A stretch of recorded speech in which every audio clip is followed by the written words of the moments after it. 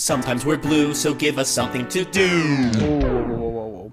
Hold up. Hey, editor Cantrip here. Just wanted to come by and tell you that Nate's audio was a little goofed up in the first 3 minutes of this episode. I'm gonna fix it up as best as I can, but it goes away very quickly in the episode. Anyway, back to the intro. Sometimes we're blue, so give us something to do. Show me to us, Rachel. Ow! Welcome to Show Me to Us, Rachel.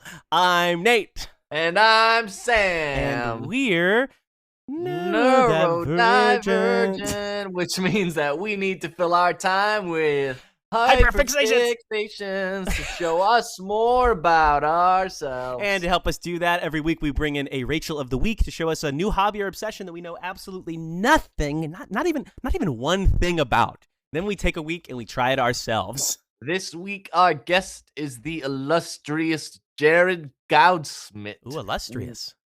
I'm illustrious. What's up, Jared? I'm illustrious. Hey, Jared, what's going on? I'm doing well. Today is July 5th. We had the big 4th of July, 250th yesterday. And I went to a Cards-Cubs game, which was very exciting because I'm from St. Louis originally. And the Cards so I got won, to see my old hometown, who will always be my team, fight my new hometown to the death. And it was great. The Cards won, right? And we won. By one, Sorry, say again? They won by one run, didn't they? No, it was 3-0. Oh, damn. At the first pitch of the game, Cards hit a home run, which was wild. Damn. I love the Cardinals. Yeah. God, that's insane. Okay. Well, go ahead and give us your introduction. You could tell us a little bit about yourself if you want, and tell us about what you're talking to us about. Yeah, what's our topic today? Absolutely. The topic is not baseball. The topic is crossword puzzle making. Oh my God. Yes. I am a crossword puzzle editor for Andrews McMeel Universal, which is a company that creates puzzles for a lot of larger companies. I currently make puzzles for Netflix. I have made puzzles for Apple News Plus and USA Today. Wait, I didn't know you were employed doing this. What the hell? This is full-time. This is crazy. Job. Literally, my first rehearsal with him, because Jared and I, for context, we met doing Footholds at Imposters.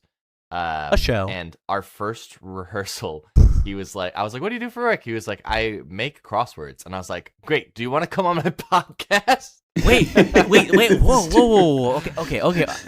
I'm already overwhelmed. This is your full-time job. It is. It started crazy. as a hobby for me. Yeah. It was a COVID era hobby because I had nothing else to do. Okay. And I was solving crossword puzzles because I had never really done that before. Yeah, I love it. And then I found online this blog called Xword Info, where the puzzles were being reviewed. Every day there was a different person making the New York Times crossword. And it had never occurred to me that individual freelance people make the puzzles for groups as large as the New York Times. That's crazy. And it's incredible. I never really thought about it. And if I was asked, I probably would have thought that it was only a small team who worked for the Times. But in fact, anybody can submit.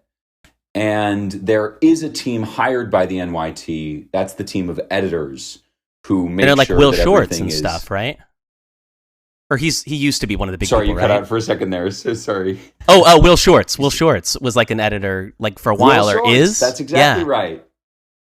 Will Shorts and a big team of people, Joel and Winna, a whole group of wonderful, wonderful editors who fact check everything, but also make sure that the game is the right amount of difficulty for that day of the week. The easiest day of the week is Monday, and then it gets harder and harder until Saturday. Yeah. I didn't know that. What? That's crazy. Yeah.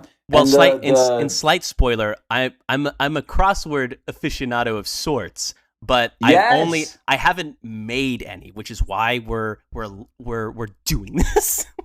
This is awesome. Yeah, but so Yeah. So okay. Oh my God. You might have This is crazy. played a couple of mine. You might have played a couple of mine if you played the I times. bet I have. I do the times like pretty consistently. Amazing! I've gotten 2 puzzles in ever with them. I should submit to them more, but I they were both Wednesdays.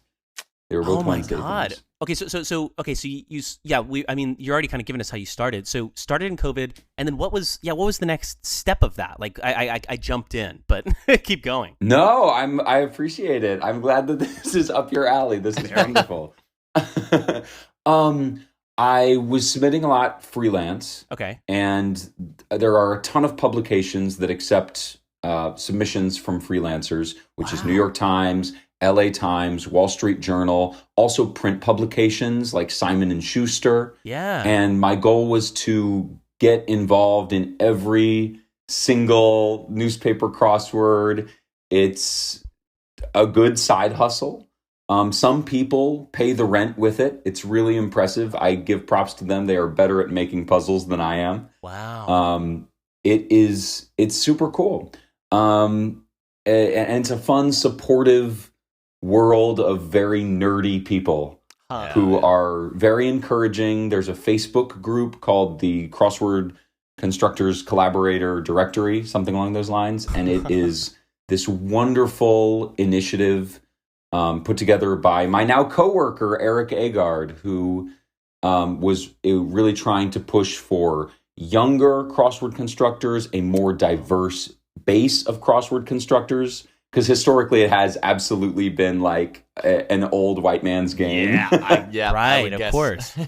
And so I have to give a shout out to Eric. He has been a huge influence, and then a bunch of other people have jumped in. It's just been it's been really cool. There's like a new wave, like a resurgence of crossword puzzle editors. Yeah, and it's wonderful. I mean, all of the constructors are fantastic and hardworking and have cool perspectives. And there is a lot. I'm getting ahead of myself, but there's a lot of the personal that comes into making a crossword puzzle. What words do you put in the short fill?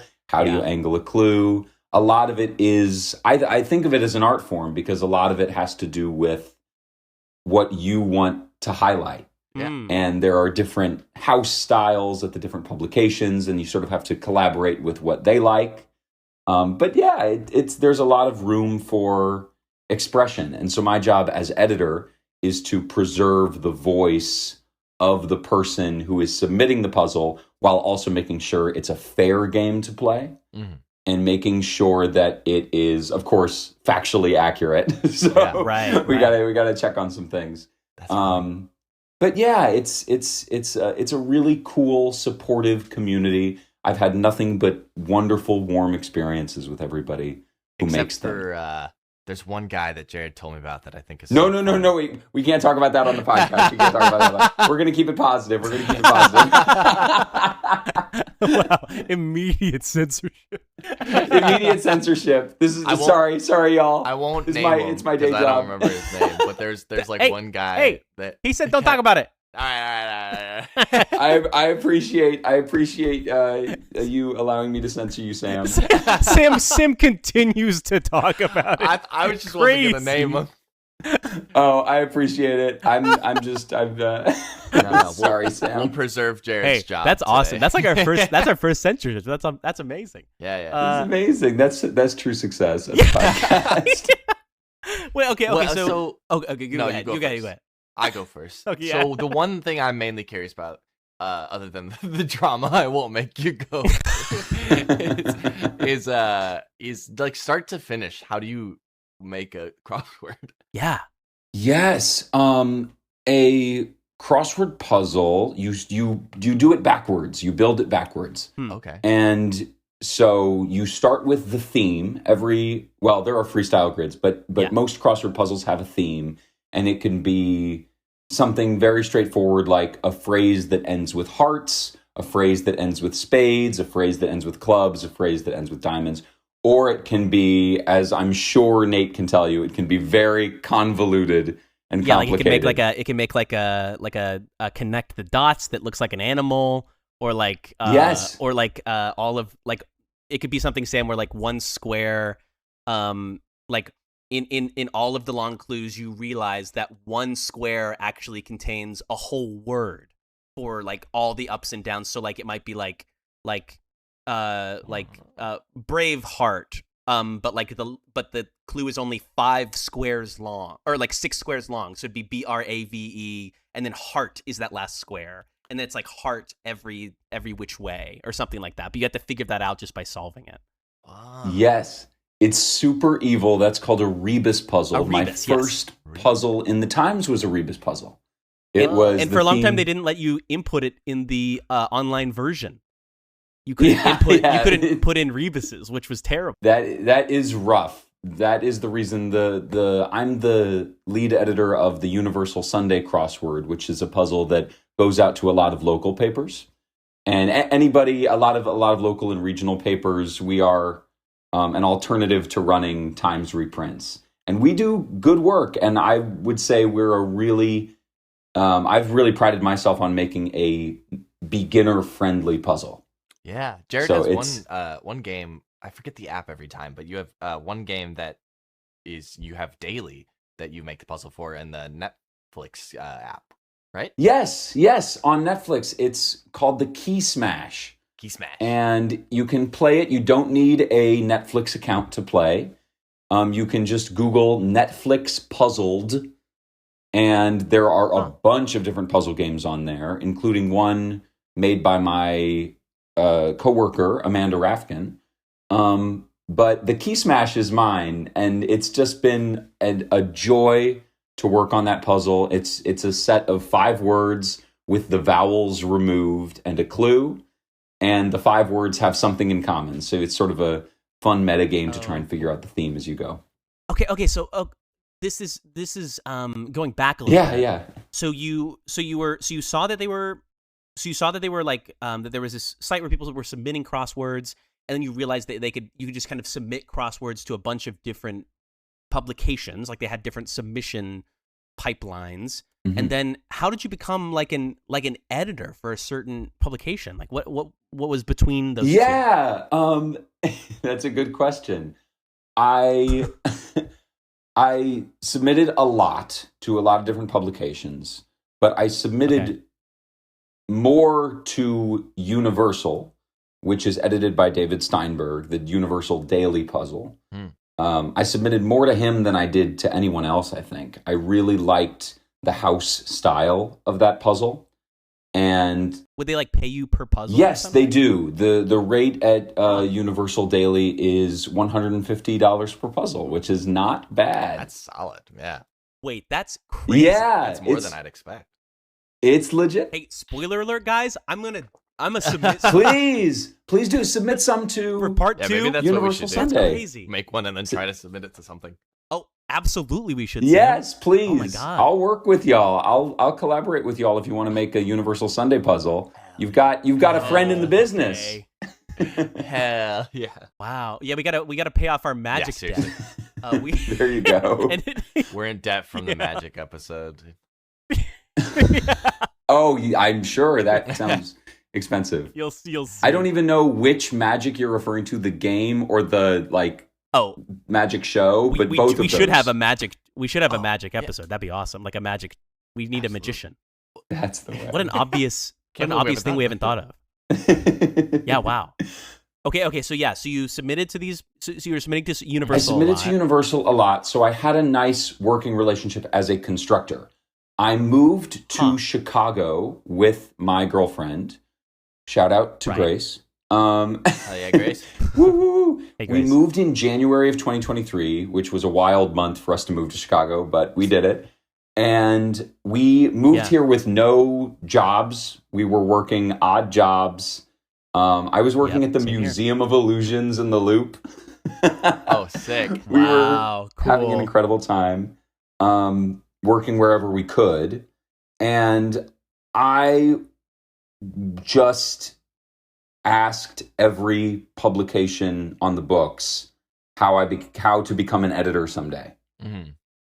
Wow. I reached out from everything, from the New York Times to the smallest publication. I reached out to anyone I could think of and was like, hey, I've loved constructing. I really enjoy making these puzzles. How do I make that jump? Because there are a lot more constructors than there are editors. Sure. And I didn't really know what separated one from the other. I got incredibly lucky. And when I reached out to my now boss, David, I said, hey, I've been loving making puzzles. How do I do your job someday? That email, I think really spoke to him because he is the world's youngest crossword puzzle editor. Whoa. He started my God. as the editor for, it was the Orange County's newspaper. He edited I think it was a monthly puzzle for them at age 15. Oh my God. So he has been into this for a long time. And I think my fresh out of college, very earnest email really spoke to him. Yeah. And it was also very fortunate timing where, not something I was aware of, they were just figuring out the deal with Apple News.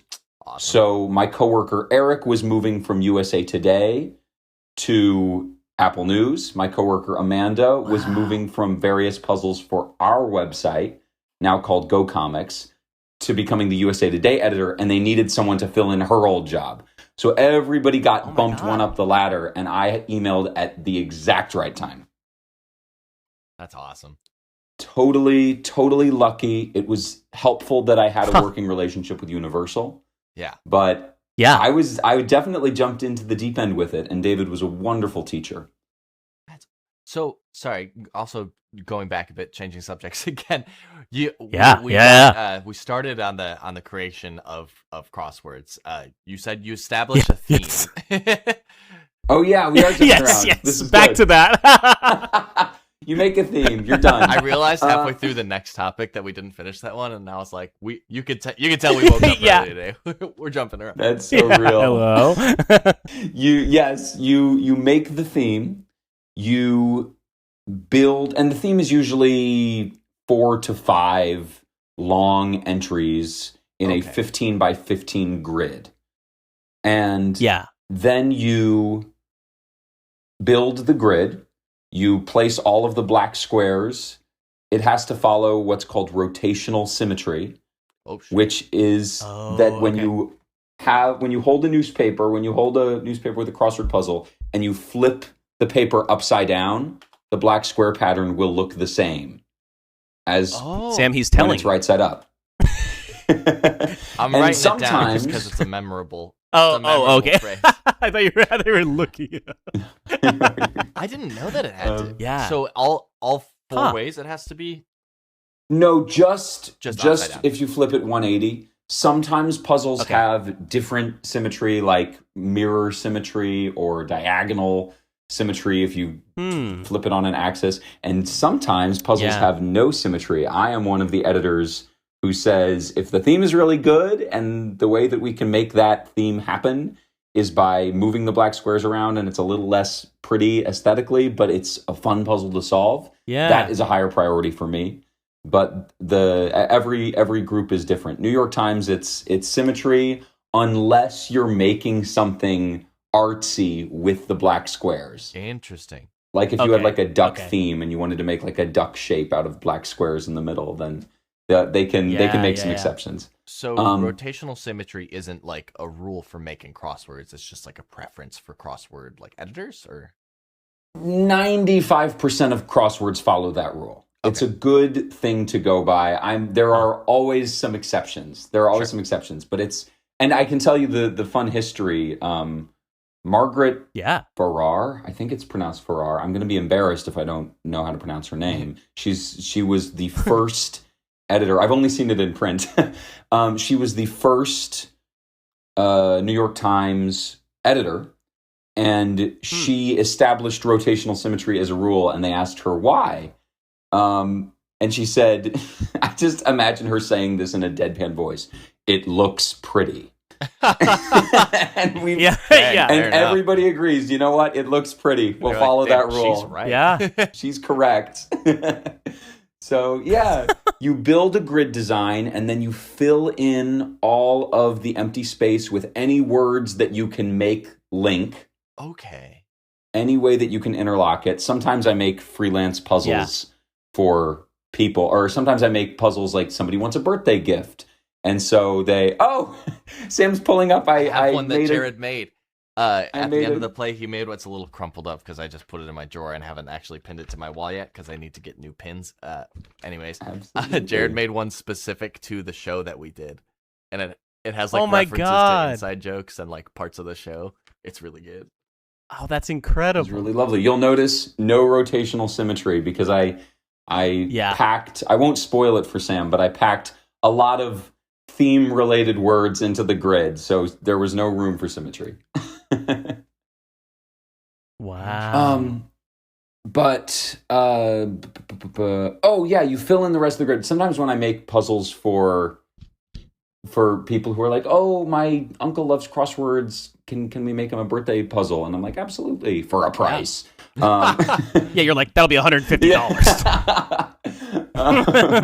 But when I construct, I always have to be very upfront about the fact, if you don't play crossword puzzles, I can't make every word part of the theme. There's only so much I can do. You got to have a lot of fill in between to make it work. And anybody who solves crosswords, I'm sure that Nate could tell you that you'll see a lot of the same words over and over. Filler words. Yeah. Yale graduate. Yes. Of course. Eli. Wait, really? I didn't know that. That's crazy, actually. They're just some like words that are just like, they barely come up in anything besides crosswords, but you just kind of are like, oh, that's the one that goes there. I've like recently been doing the New York Times crosswords more often, and there is like, it's funny that I've seen the same word dozens of times, but always with like a different clue. That's one of my biggest jobs. Yeah. Make sure it always has a unique clue. If you ever see cookie, you know it's an Oreo. It doesn't matter what. Cookie invented in 1918. Yep.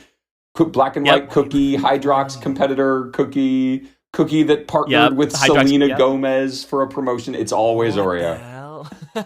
Because of the vowels, because it's really easy to slip it in there. That's exactly right. You'll see it at 2 down because it makes all the other words have the or ERR is really common air, too. Air to make a blunder. So you establish your you get a theme, you just make the grid, which is interesting. I would wonder if the words came before the grid, but it sounds like you grid first and then you fit in. Well, I guess the phrases do, right? Like the phrases. The theme phrases do. The big we call them the anchors. The long clues. The long answers in the grid we place. Got it. And we put all the other stuff. There is wonderful computer software that helps us with that has all the words in the English language and does a lot of really fast calculations to see how they interlock. So for anybody interested in making crossword puzzles, what I would immediately recommend, I use the Xword Info word list, and I use Crossfire because I own a Mac. But I've heard that Crossword Compiler for PC is even better. Yeah. And I've also heard great things. I'm getting really nerdy and technical now. I've also heard really great things about the Spread the Word list, which is free, if I'm not mistaken, and is community built by all the people making crossword puzzles, and is a very inclusive word list, and is a very meticulously scored clue list. And the fact that it is free is amazing and incredible. So it's a great resource for new constructors, especially. Well, for all level constructors. My coworker Amanda, who is the editor of USA Today, uses Spread the Word list. Wow. Yeah, because I was gonna ask, because like I've like made terrible crosswords for people that are like just chains. Rock on. Like just simple little chains. That's the gateway drug. well, and so, but yeah, I was gonna say I'm sure, like I was gonna say I'm sure there are software or things that just kind of put parts of it together for you that you can kind of fill in. So I guess the market is more like nowadays probably around the theme, and then everything else is a little bit less interesting, right? Because you're just like, oh, like the filling in is generally something you can kind of automates to some degree, right? This is interesting. Definitely the theme is the thing that hooks us. When people submit, sometimes we know a constructor, we've worked with them before, we know they can build a good grid, we know they have the skill set. It's all about, like, is this theme something that we haven't seen before, something that's consistently executed, something that would excite solvers. So definitely the theme is huge. I would say that even though computers are a help in saving a lot of time when it comes to filling a grid, there is a lot. You can't just click a button and have it fill it, because a lot of it has to do with, like, I'm sure it kind of like. You're all good. I was just going to say there are words that work in context. There are a lot of names, human names out there that are perfectly lovely to put in a grid, right. But if you have a corner that has 5 names, it is a nightmare to solve, because you either know it or you don't. Like, you can guess whether it's Anne or Anna, but if it's crossing another proper noun, you're kind of toast if you don't know one of them. Right. So we try to avoid giving our solvers something sticky that can't be deduced with logic. I actually know exactly what you mean. I've encountered that a lot in, like, the crosswords. I've been like, well, this is one that I just would have to, like, be aware of to solve. Yeah, it's true. And you don't want too many of those unless you're, like, at a high difficulty or something. Yeah. It's something that we really monitor, and every newspaper has a different standard of difficulty when it comes to that. For my company, a lot of the puzzles we make, we are trying to create puzzles that someone completely unfamiliar with crosswords could, with time, work through and solve. Mm-hmm. We want to give a satisfying experience for anybody picking up the paper, because unlike the New York Times, which brings in, flocks of uber nerds. Not that ours doesn't, but a lot of our puzzles run in local and regional papers. And so for me, it's very exciting to think that somebody who doesn't make crossword puzzles or doesn't solve crossword puzzles regularly would pick up the puzzle and go, oh, maybe I can do this. Maybe this isn't something that I'm, quoting. I hear people say all the time, "Oh, I'm not smart enough for crossword puzzles." It's not true. Anything that we can do to encourage. I got really lucky the first time I tried to solve a puzzle. I didn't know the difference between the difficulty of days, and fortunately for me, the first time I tried to solve a puzzle, it was a New York Times Monday. So I had a good, positive first experience. So I'd love to give the same experience to solvers as much as I can. Is Sunday the hardest or the easiest then? Well, Sunday's the biggest. That's right. Sunday is a 21 by 21 grid, and it's, for the New York Times, it's a midweek difficulty, but of course a little harder because it's such a monster. The hardest clues are on Saturday. Oh, and this brings me back to what you were asking about, Sam, which is sorry, I'm blanking. What y'all were asking about was how much of it is a human process for the filling of the grid. You can build a grid to be more challenging or more simple by adding more black squares and segmenting different sections. You can have like a little 4x4 puzzle, and it's easier to get a footholds. Yeah. Sorry. Or you can go more ambitious with it and try to have a grid with all these long bonus entries going down, and you can get some really fun, fresh, evocative stuff in there and have these big open corners that are hard to get a handle on, but when you start to make it, it can be very satisfying to solve. So there's a lot of human touch to it, and you'll see in the New York Times early in the week, it's super segmented. It's like 9 small boxes almost. Yeah. And then the later on you go in the week, especially those themeless puzzles, they try to use fewer black squares, more wide open spaces, big stacks of 3 long entries. This is today. Today's Sunday. Sunday is wild. Massive. Those are big. It's just huge sections. Yeah. That's really cool. Big honkers. Who made it today? Today is... I don't remember how to check that. Look at the info. Here Yeah. it is. By Rich Katz, edited by Will Shorts. Love Rich Katz. Rich Katz is awesome. He's submitted something to me recently, and we're working on it. He is a wonderful, wonderful constructor. I love him. I was about to tell you a fun story about his email address, and I shouldn't share his email address publicly. yeah. But he has a very funny email address. I have a funny story about his social security. His home address. All ones. Wouldn't you know? Wait, okay, so favorite and least favorite thing about crossword puzzle creating and editing. What's like your favorite part? What's your least favorite part? That's a good question. I love gridding. I really love gridding because it's such a miracle every time it works that that everything interlocks. It's a really to me that was what really hooked me in to making them. Yeah. And even now as an editor, I find that when I'm constructing a puzzle, it's my favorite part and helping constructors through it. It's trial and error because we have a very high standard of like cleanliness because we're trying to make an easier puzzle. But it's very satisfying to work on a grid and to help somebody make their grid. So I love the gridding the most. And this is wild because the bulk of my job as an editor is to review the clues and fact check the clues and make sure the clue hasn't been used in a different puzzle in the last month or else the puzzle will feel too redundant for solvers.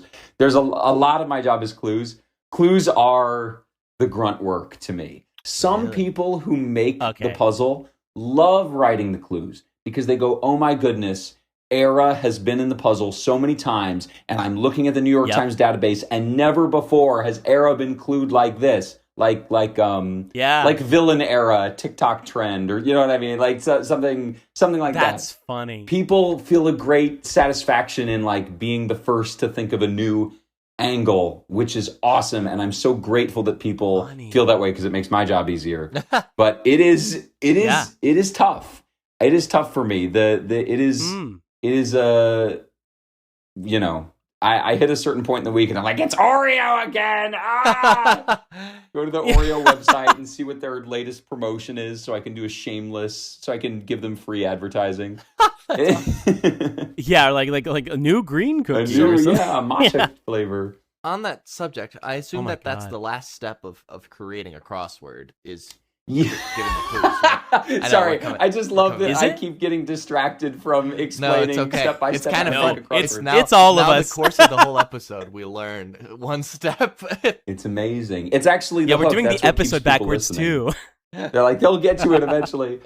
Yes, the last step is making the clues and writing them all out with the difficulty of the week in mind. And a puzzle can range from super simple, straightforward clues, to some tricky clues, and you indicate that there's wordplay or a pun in the clue with a question mark. And there's a tip for you. You didn't know that? Keep an eye out for question marks. Yeah. I'm trying to think of an example. I ran into one that was like a pun, and I did not know it was a pun, and I don't remember what it was, but I was struggling with it for a while. That's so real because the really well written ones sound like they should only mean this one thing. I love, there was one I remember from the New York Times that the clue was flight simulator ? With a really long answer, and the answer was Stairmaster. Oh my God. That's really good, dude. Yeah, people are That's really awesome. clever. Oh, one that I wrote when I was editing because I thought of it and I was like, oh, the constructor will appreciate that I'm changing this clue because this is a fun angle, is in this big 21 by 21 Universal Sunday grid, they had A Nightmare on Elm Street, which is 21 letters spanning the entire grid. And they had movie directed by such and such, standard clue. And I changed it to film franchise about a dreamy breathtaking man? Question mark. Which is just very goofy, but I'm the editor, so I can do what I want. Ha ha ha. That's funny. Okay, so then, I mean, so how we get into it, it sounds like we got to make some puzzles and use those resources and submit them. Absolutely. Do you submit like one puzzle to like everywhere? Like when you were first starting out, were you just kind of like, I don't know, this puzzle's good, I'm going to submit it to like 800 different newspapers? Yeah. Anybody making a puzzle for the first time inevitably goes, I'm sending it to the New York Times. So I do not envy their inbox, because I'm sure they get so much. They used to give personalized feedback for much longer than it surely was practical for them.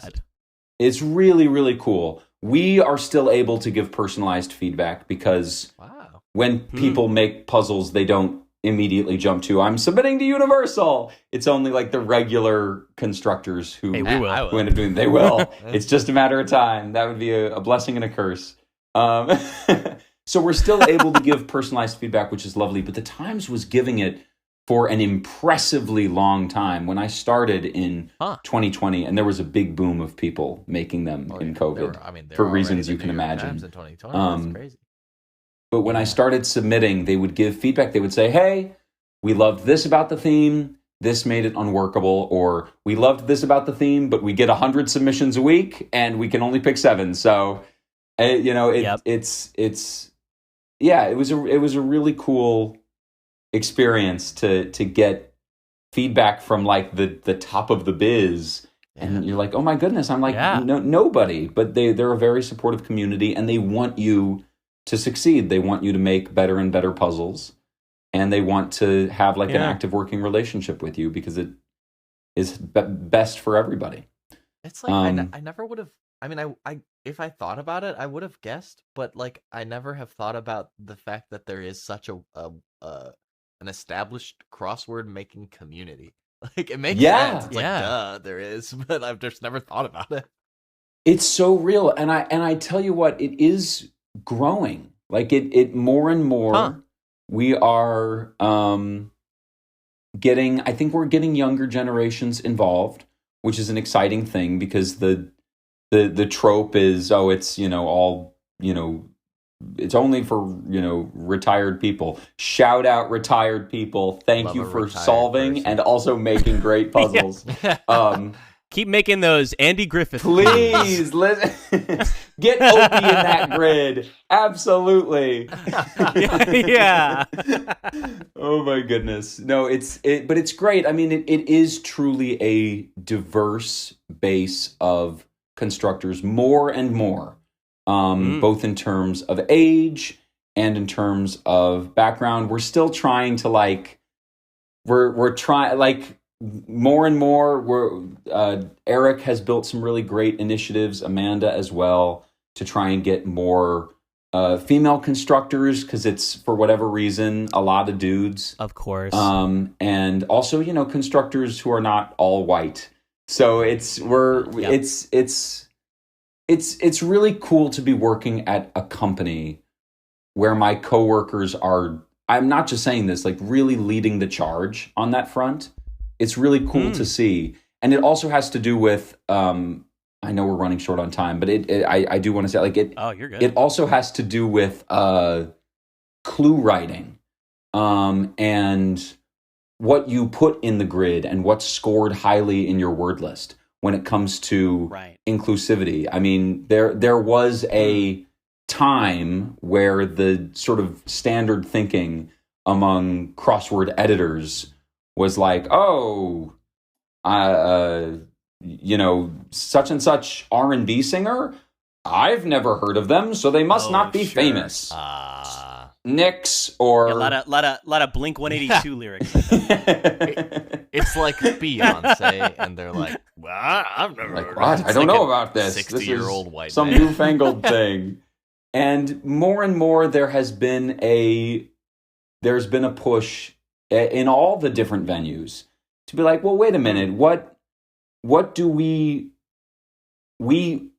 we thinking of when we think of the average solver and what the average solver would know? And furthermore, is it really such a bad thing if a person learns a new name when they're solving. Maybe that's not. Yeah, because I guess they would like look at a clue and then like they'd be like, oh, what is this? I'm gonna look it up, and that's like a positive cultural like gain by them looking up that new Exactly. So it's really there's been a really nice cultural shift in that area as well. With all the publications, I feel like they're a lot more open to names that the editors themselves didn't immediately recognize now than they were 5 or 10 or 20 years ago. So, yeah. That's lovely. Wow. Well, I guess I was just going to say, I keep jumping on Sam today. That's all I was going to say. Yeah, I know. Yes, I love this. I'm trying to think, what resources can I give you both? I mentioned. Oh, I think we had a bunch of builders and sites. I mean, so submitting like Universal. But I guess my question from before, like, were you in the beginning like creating one puzzle and submitting it to a bunch of places? I never answered your question. Yes. That's what this episode is all about. Is a million different lines. We're putting together the puzzle of this episode. I completely got sidetracked. Yes, you make a puzzle, you submit to a venue, you wait for them to respond, you hold your hands up in the air. Yeah. And you wait for them to respond, and they come back to you. It's either a yes, but we need you to change some things about the theme, so start from scratch and we'll run it, or it's a pass. And if it's a pass, then you submit it somewhere else. And so you do some venues have a longer. Oh yeah, because you couldn't do them all at the same time, because like then if a bunch of people are like, "We'll take it," and then you're like, shit." That's right. We don't want to have wait a minute. a lot of infighting. We don't want to. We That's don't. Funny. I'm not trying to start a war with the LA Times team over. I like them a lot. I don't want to. Oh my gosh, no! It's very procedural. Sometimes we'll get a puzzle and we'll say, we actually run Apple News over here and we think it would be a better fit. So I'm just going to CC you on this email to Eric, and Eric can run your puzzle. And also you'll get paid like hundreds more dollars.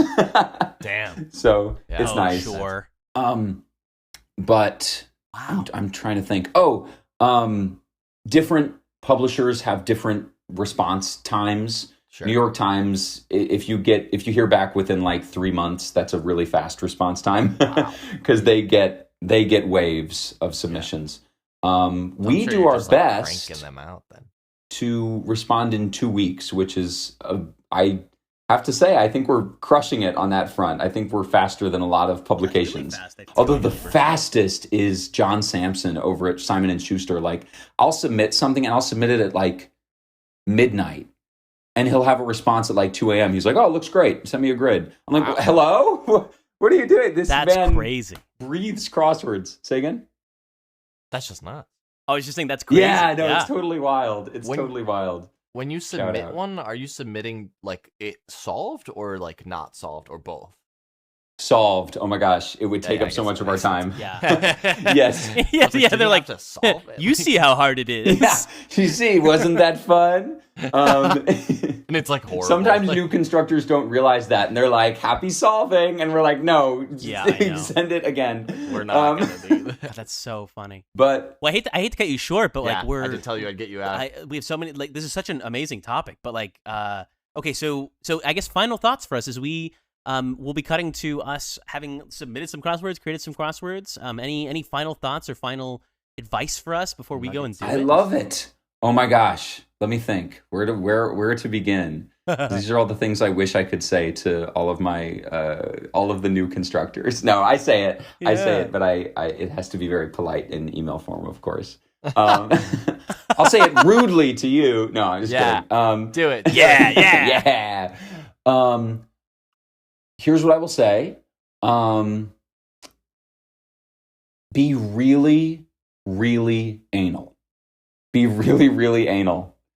Be really detail-oriented and specific. And when you are developing a theme, sometimes you build all of the theme and you hit the last one and you're like, well, that kind of works. What if we just move forward? Take your time. Sometimes you develop a theme and it doesn't work out. There's not enough material. And that's okay. That's part of it. It's trial and error. It's failure and failure and failure and success. And so take your time with it. Be detail-minded. There's so many things I could say. Start with the revealer. Start with a strong revealer, which is the theme word that explains the theme. So when I made a puzzle, my first New York Times puzzle, the theme was ab crunches. And so at the bottom of the grid, I had the phrase ab crunches, and it was a rebus, and I was crunching the letters A, B into individual squares. And the thing that elevated the theme and made it more appealing to the New York Times is that I found phrases that contained 2 ABs, like abracadabra, so that there would be pairs of abs. And I made essentially an 8-pack of abs with 4 themers. That's crazy. Plus That's awesome. the revealer. So whatever your rule is, whether it's something whether the rule is something as straightforward as phrases that contain ab twice, or whether it's something a little broader, like I love a theme where it's like it's in the first word is an animal and the second word is a vehicle, and together it makes a real in the language phrase. I'm trying to think of a better. I had a puzzle once. I think the revealer or the title of the puzzle was Flying Colors. And so there was like green arrow. So it was color and then flying thing. There was green arrow, and then there was the Jennifer Lawrence movie Red Sparrow. Damn. And that's which is awesome. It's so some of the themes are ones that you can. I have so many things. Oh gosh, don't even get me started. I was going to say, for a theme like ab crunches, you can go onto a website like Xword Info if you get a subscription, which is $50 a year. I won't lie. But that's actually not bad. It's really good for what you're getting. And if you get one publication, it pays for itself. Yeah. Also, also Crossfire is also, I believe, $50. So you put down $100, but you make it back. But what was I thinking? A theme like ab crunches, or a theme where you're bookending words, or a theme where there are hidden words inside of phrases. These kinds of themes are ones that you can find your set by searching stuff in Xword Info and like requesting phrases with certain letter patterns. Sometimes the computer will help you and the word list will help you. With a theme like Red Sparrow, Green Arrow, you can type like asterisk arrow into Xword Info word list and see phrases, but it's going to be a lot more like digging on your own. I feel like I'm going really deep, and there's so much advice I could give. The other advice I will give, the other bit of advice I will give is, again, be very meticulous when you're gridding. Yeah. And do your best, even if you have it filled and you're like, that'll probably slide with an editor. Especially new constructors are like, well, it's crossed well. And it's like, well, we don't ever run that word. So do your darndest, and maybe start with Spread the Word List. I haven't ever used it myself, but I've heard it's great. I've heard it's a great resource because they're very strict about what words do and don't go in the fill. Try your best. Do it again and again and again and again until you have a section of grid that is all words that you knew, all words that you didn't have to Google. Oh, sure. Fair enough. Yeah. And you'd think it goes without saying, but it's so tempting. When I was a new constructor, I was like, the Ukrainian port city of Odessa? Maybe that'll work. Yeah, and sure. It's very tempting, but don't fall for it. I think the first time I used it, it was like a spelling variant of Odessa. Don't do it. Don't be like me. Spelling variant. That's crazy. Spelling variant of no spelling variants. That's my number one piece of advice. And the other thing I would say is when you are submitting to, you know what I'll say, and I'm not just saying this because it's my company, but find it. Submit to us, actually, because submit to somewhere that will give you feedback. Yeah. Submit somewhere that you can, because for us, you can send in a theme query, and you don't have to go to the gridding phase. You just come up with a strong theme, you send it to the editor, and they get back to you and they say, we loved this about the theme, this isn't going to work for us. Sometimes they say, for that reason, it's a pass. Sometimes we say, we found a replacement for this word, just use this instead, and you can proceed to a grid.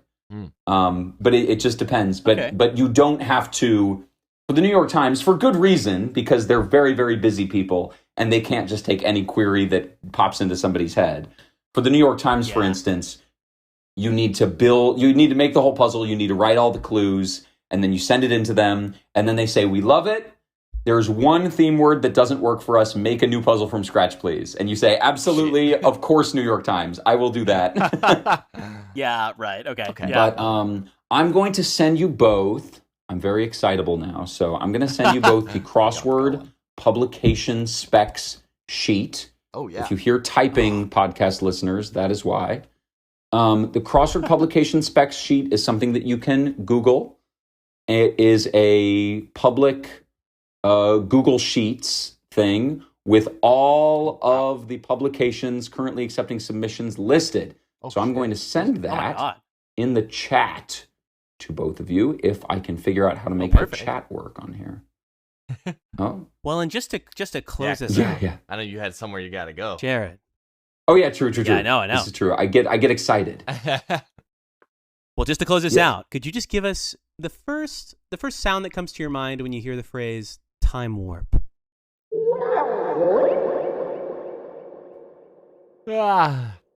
Wake up! Okay. Wake up, guys. It's crossword o'clock. I got no warning there. And just right into it. We started on a yawn. That's what we do. Because it's 4 a.m. No. Okay. So we did crosswords. We totally did crosswords. So I guess. Oh man, I don't even know where to start. I guess first thing. What was your experience like, Sam? Like, what did you do? Let's just talk about what we did first. I made 2 crosswords. The first one I didn't really try very hard on, to be honest. I just I opened up CrossShare, that website that Jared was telling us about. And I pulled up a mini template, which is the smallest. Can't remember the number. What is it, like 5? Yeah, it's like, is it like 5x5 or 5x5? Yeah. And I just kind of started trying to plug things in, and very quickly learned that it's really hard. Yeah. I didn't use any black squares or anything. I just started typing stuff out. Mostly I was making fun of Nate. And tell us some of the clues from that. Yeah. Pull it up. Let me pull it up. And while Sam's pulling that up, I ended up doing. Jared's gonna be so proud of me. I ended up doing probably a total of like 8 or 9, like 15 by 15s. The first couple were kind of like, they were good, but they were just like a little too, like some of the themes weren't quite like clicking enough. Like they weren't consistent enough, or weren't like clever enough, things like that. But then I ended up submitting a few to the Atlantic, to the LA Times, to Universal Crossword, and they like got back to me and gave me some notes and stuff. I'll talk about that in a little bit. It went hard. And and another place. So that's what we did. But Sam, let's go back to your puzzle. What were some of the clues on your little puzzles, mini puzzle? It's a 5x5 called Nate Sucks. There's only 5. Sorry, no. 10. Hello? 9. There are 9 words on it. There's no black squares. The first clue, one across, is blank ass one down, and then in parentheses, what Nate is. And the answer is basic. And then one down is 1A ass blank, and in the parentheses, what Nate is. And the answer is bitch.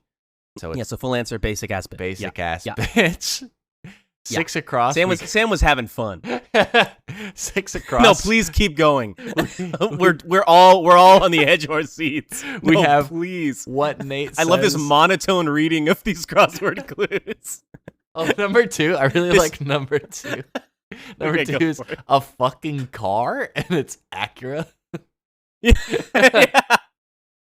You didn't know what an Acura was? No, I did. I just gave up on being clever. Oh, I like 7 across too. It's some fuck ass place in Oklahoma. Who cares? And the answer's Tulsa. Yeah, Tulsa. Yeah. 4 down. I had to Google this, but I guess it's a fuck ass Egyptian god, and that was Imset. That was Imset. Yep. Which I actually knew without looking it up. Hey, good for you. I didn't know that. So I get a point. Yeah, those are probably some of my best ones. Probably a job Nate would be good at. Yeah, and then my first one, the first one I kind of started out with was a theme. The idea of the theme, so this was kind of half-baked. Like, it ended up kind of being half-baked. I thought it was clever at the time, but it was basically like the names of various killers from different slasher movies or horror movies. And the theme was kind of like, what if those names were like fully like written out as like their government names? So instead of like Freddy Krueger, it'd be like Frederick Krueger, or like Sam tried it. Yeah. I was in the middle of working on it when Nate got in here, and I was like, because I figured out that one of them should have been Freddy, and I was like, it doesn't fit. It's not Freddy. Yeah, it was like Frederick Krueger, William Loomis instead of Billy Loomis. William. I did one with like Lon Chaney, I think. I can't quite remember. The guy who played the Wolfman, I can't remember his full name, but anyway, so that was kind of the theme. And I guess, okay, so those are kind of what we started with. I made the 15 by 15 first. Sam, you also made the 15 by 15. Yes. What like parts of this, like there's a lot of kind of stages. Like Jared was saying, kind of just reminding us a little bit, there's a kind of the theme, then the making the, like putting in the black squares, then the gridding, then the clue writing. Mm-hmm. Those are kind of the 4 steps ish. What was your favorite and least favorite? I enjoyed clue writing the most. Yeah, that's my favorite too. Yeah. I think, or the theme, but I really like the clue writing. You just get to be a little bit more creative. And like witty. The gridding is like just doing math. Like it's like you're doing a harder version of an actual crossword puzzle. No, it's so hard. Like so Crossshare, highly recommend that if anyone's just like trying to get into it. One of the things it does is like, along with like when you put in black squares, it'll put them exactly in the opposite space so that rotational symmetry is the same, which is great. Yeah. And it'll kind of show you where like the opposite square is when you're selecting it, so you can like make sure your theme words are kind of on opposite ends in the right places, which is great. But another thing it does with the gridding is, as you're kind of putting in as you're putting in answers, it will kind of calculate and then like make a guess or an attempt at filling in the rest of the crossword for you, and it'll kind of show it in gray, it's kind of auto filling it with like words that would work that are within its like massive word bank that it has. I will say I found that incredibly unhelpful though. I never once used it. Oh really? I tried and like I didn't use it once. Well, so I used it in like I would put in like a few clues that were like super crazy things that I knew that the crossword filler wouldn't like know of, just to like have interesting answers. Yeah. And then as I was putting in more answers, I would because I'm looking at your other puzzle. This is great. But I will say, lots of black boxes for yours. Oh, I know. It's because it makes it easier. Yeah. Without the black boxes, like there's basically like a point at which when you're adding in clues, it makes it like, actually, if you put a certain letter in a certain place, it'll make it like impossible to solve. Like, or not impossible to solve, impossible to put in words that will actually match up and down, left and right in that grid. So if you get to a point like sometimes I would like have an area and I'd be like, oh, I want to put this clue in there. And then it would say like, at the top, it would have a little X and it wouldn't fill in the gray letters. And it would be like, hey, this is actually an impossible puzzle now.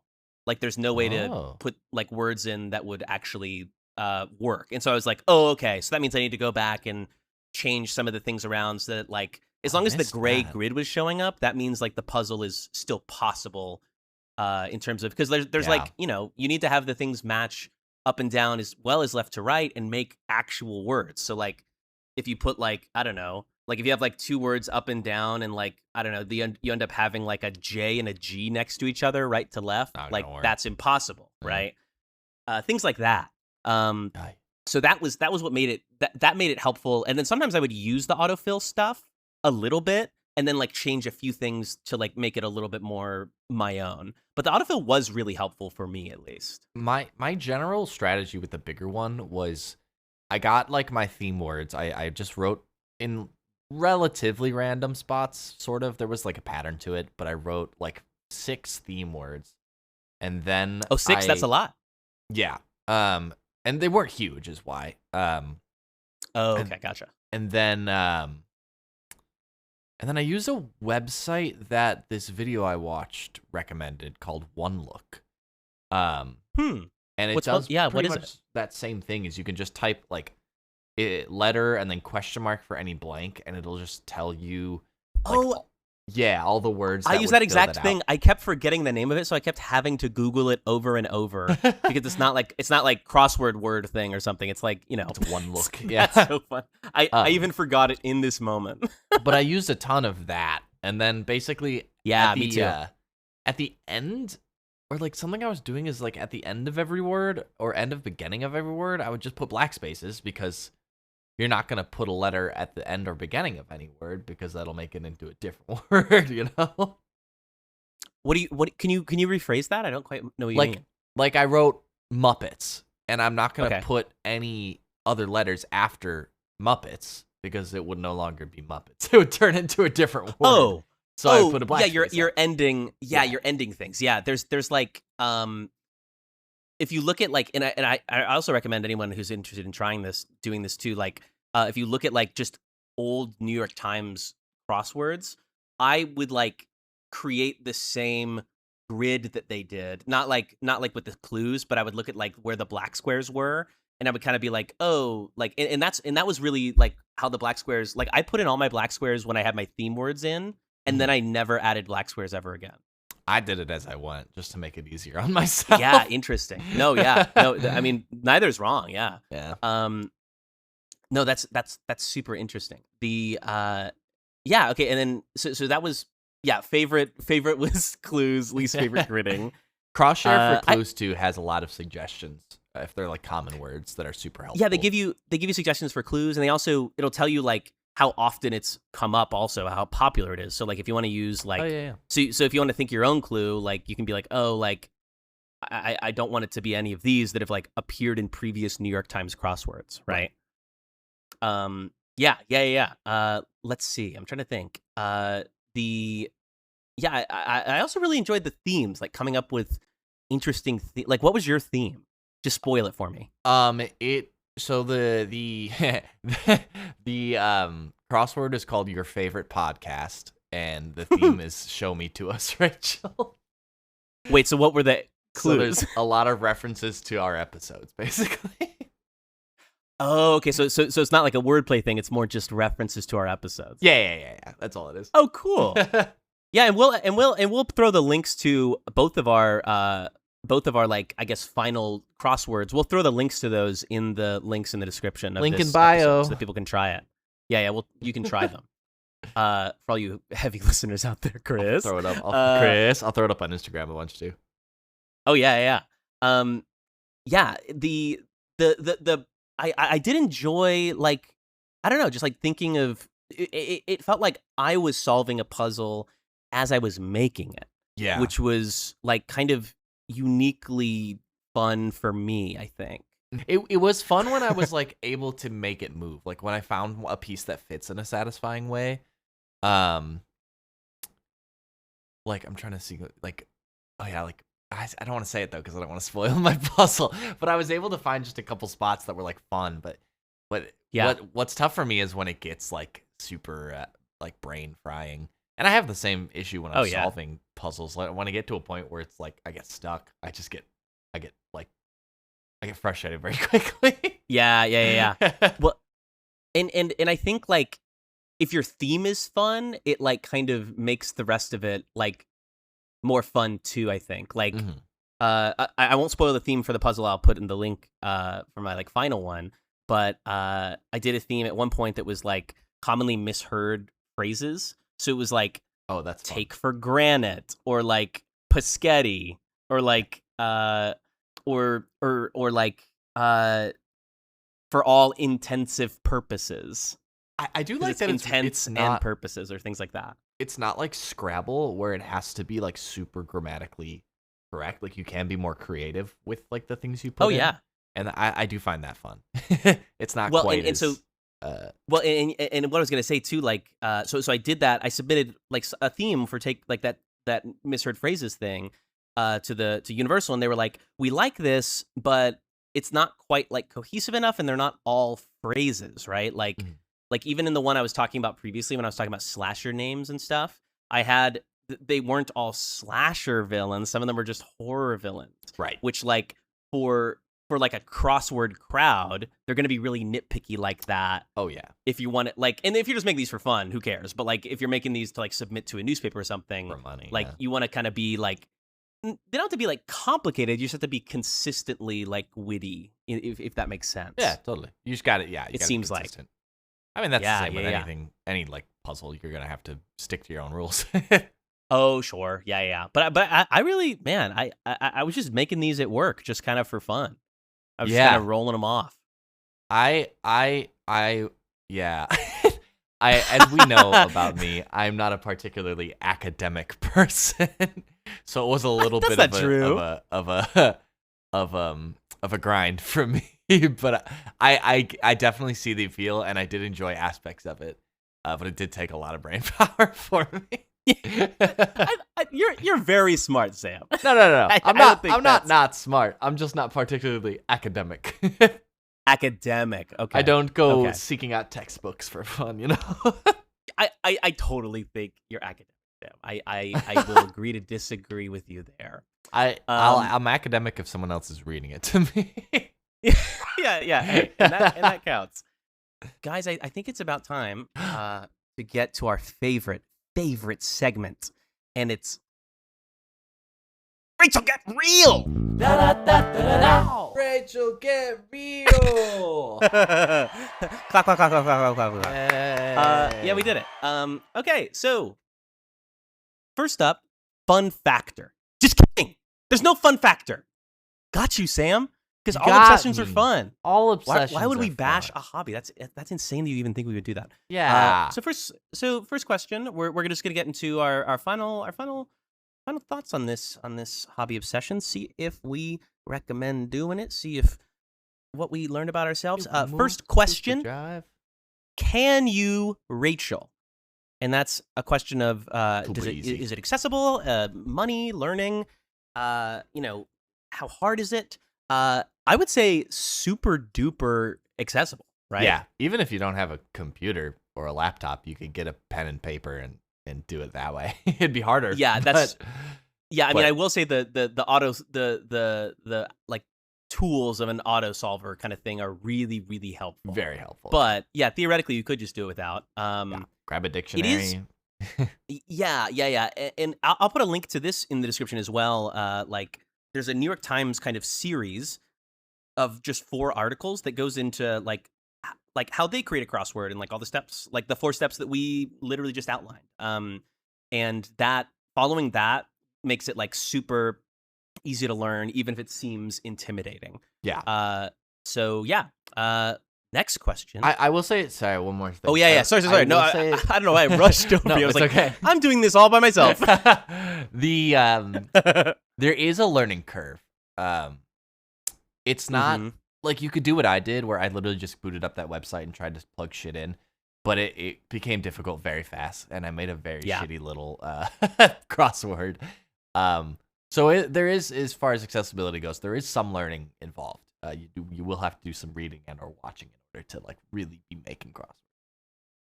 Yeah, you're not just jumping in blind. Yeah, money wise, there's absolutely no buy-in.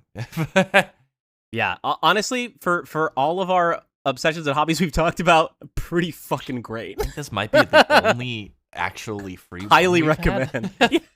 Yeah. Next question. Why to Rachel? Oh, it's fun. What makes this worth getting into? Oh man, I think if you're just like a little stinker who likes like puns and wordplay. Yeah, if you're a puzzler kind of person, like if you're a word person, Scrabble and all that jazz, like this is just the evolution of that interest is making crosswords.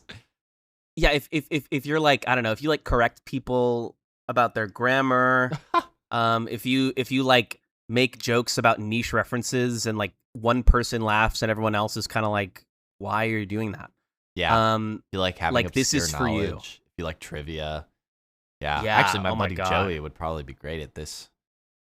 Yeah, it's if you're a puzzler, if you are a little stinker, this is absolutely it for you. And kind of looking back at our interview with Jared, he's definitely both.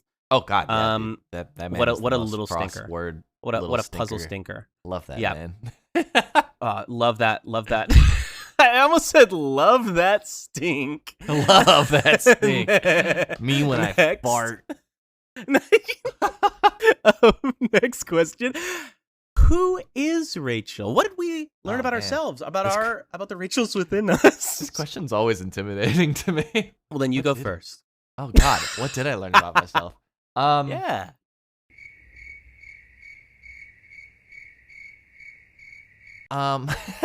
Sounds like you learned a lot. This is amazing. I learned maybe not so much about myself, but definitely that making a crossword is harder than I would have assumed. Yeah. Not that I necessarily assumed it would be easy, but like I never really put much thought into it, and just like getting multiple words to cross over with each other is difficult. Like if you ever played Scrabble, you know that like layering the words like that's hard. Imagine doing that with like several words. Yeah, because Scrabble, you're doing like little daisy chain things most of the time, not like not like big 4 or clumps. 5 rows of things together. Yeah, and you get massive points when you do that for good reason because it's fucking difficult. Yeah.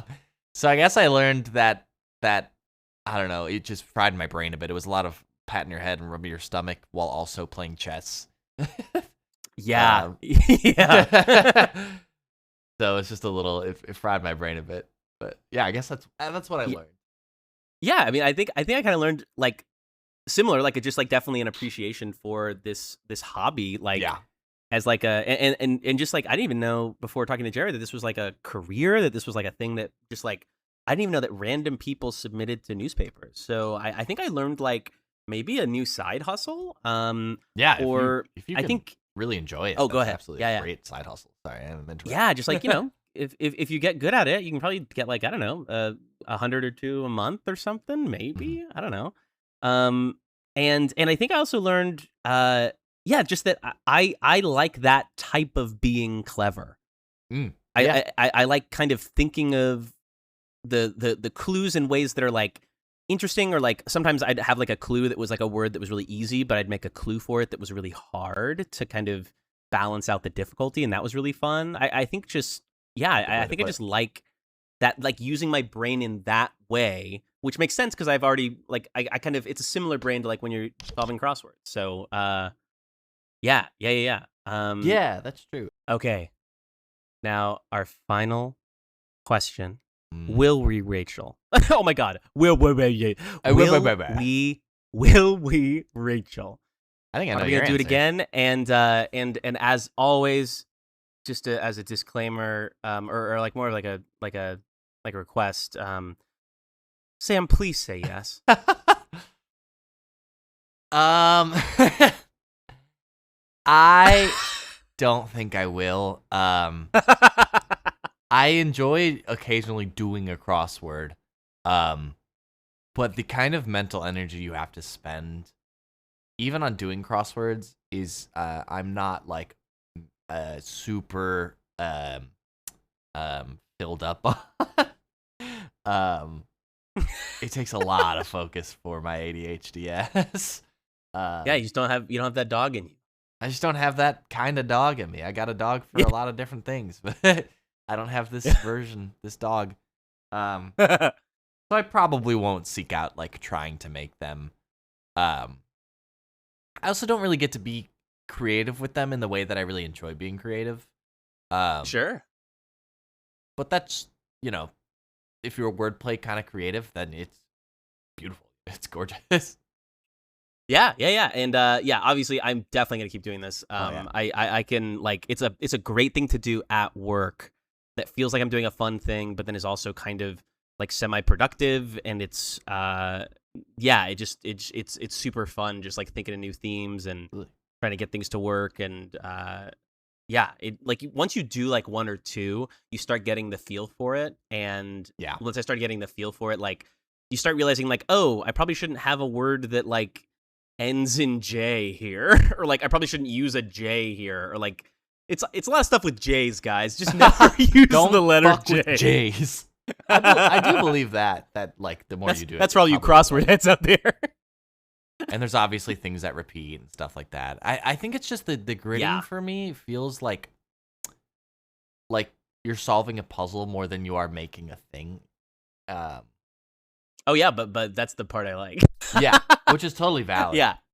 But that's why I like the giving the clues better, because you just get to be more creative with it. Yeah, sure. Well, I think that does it for Rachel Get Real. That's crosswords, guys. Yeah. Truly go make some crosswords. It's so fun and chill. And hey, I think we'll get Sam next time. I really think one of these is gonna latch on. At the very least, you can make a crossword to make fun of your friends, like I did, and it's funny.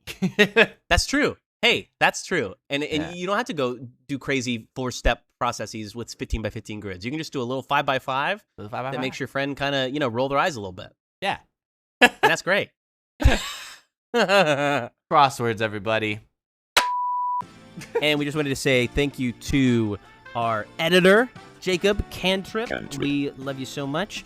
Thank you to our Rachel of the Week for just, showing us the thing you love. And make sure to follow us on Instagram. That's at ShowMeToUsRachel on Instagram. And you can follow us on any podcast thing you're listening to us on. Following is really, really, really, really sick. So please do it. Sam, you got anything? Show me to us, Rachel. Ow!